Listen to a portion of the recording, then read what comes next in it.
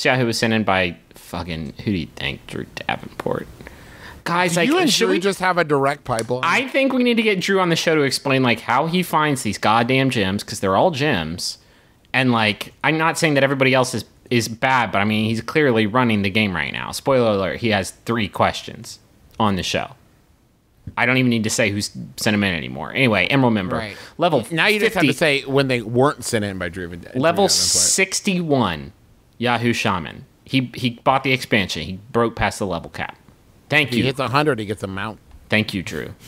It's asked by Yahoo Answers user KTI, who asks, does jail make you a man? If it does, I'm thinking of stealing something or hurting someone so that I can go there. I want to get bulked up and have a strong personality. So does it? Does it or not?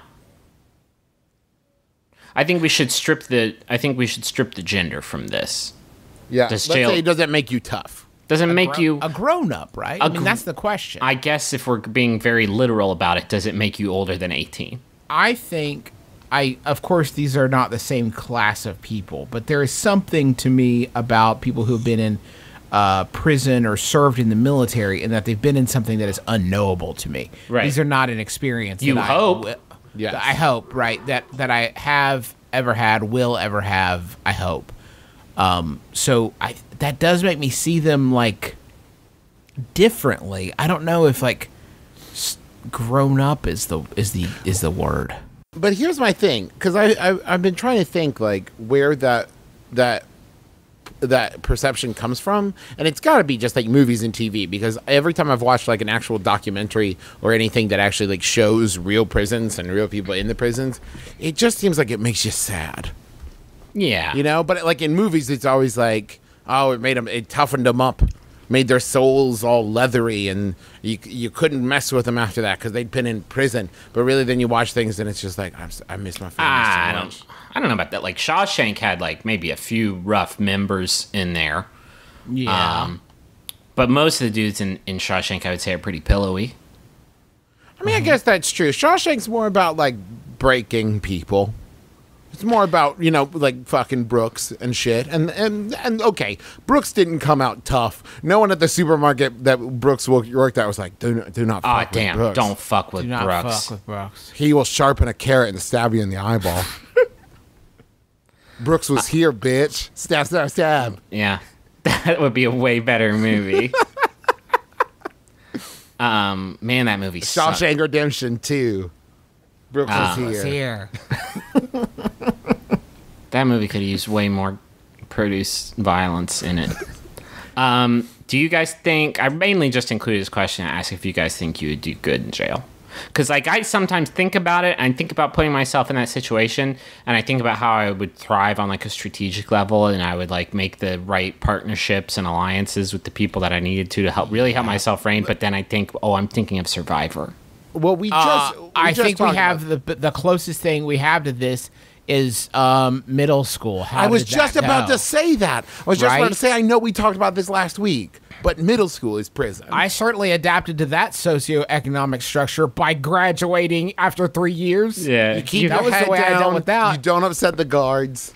I went to you Kamak. do your 3 years, you get out. I went to Kamak Middle Clink, and it was not. I look awesome. back at my time at Kamak and think about how much I spent, like, okay, you're like the football team, popular, cool kids. I'm going to make you laugh and make you guys not want to beat me up. I don't remember ever getting, like, beat up or... It wasn't just that. It wasn't just that, was it? It was... Okay, so it seems like I have to sort of fit into a group and find a group. Well, I'm going to take a day and think about it. Oh, fuck, all the groups are closed now. Mm-hmm. Well, I guess I'm just... Oh, you're all calling me Pig Boy. My new name is Pig Boy. My new name is Pig Boy.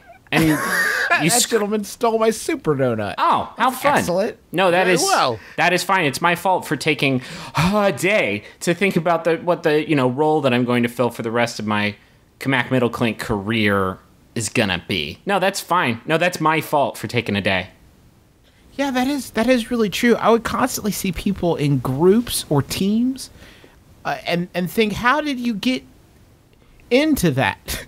How did you I do don't this? remember anybody did you sign up announcing- for it? Was it a thing? Like you paid there a $10? sign-up? Did you all get pantsed at the same time and you all looked at each other's wieners and you were like, well, this sucks. Should we hang out? We're gonna do our own thing here, right? So we can watch each other's backs and not get pants. Did one footballman do like a running tackle and manage to get all 6 of you in his wingspan and pinned you to the ground and peed in your hair at the same time? And you're just like, well, I guess we're friends now. The only group I ever heard about, and oh my God, I'm just remembering this story, and in the context of the present day, it is very strange. That at one point in middle school, I had one chance to get into a clique or a group of some sort.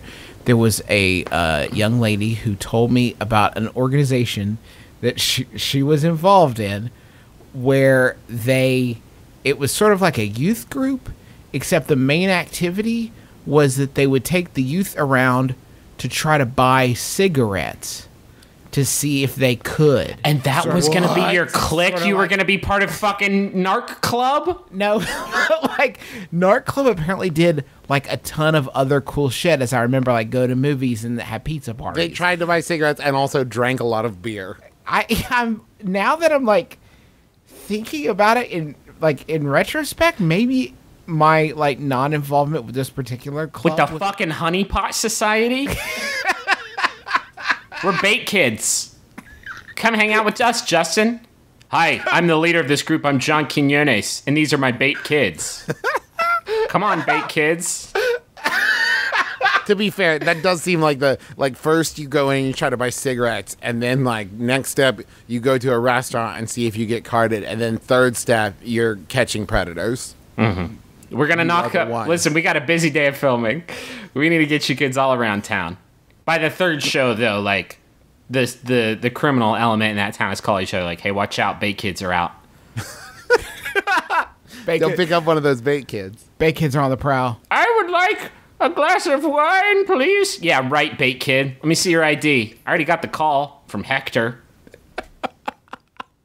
You got it. Oh, you're right. You're right. This is convincing makeup.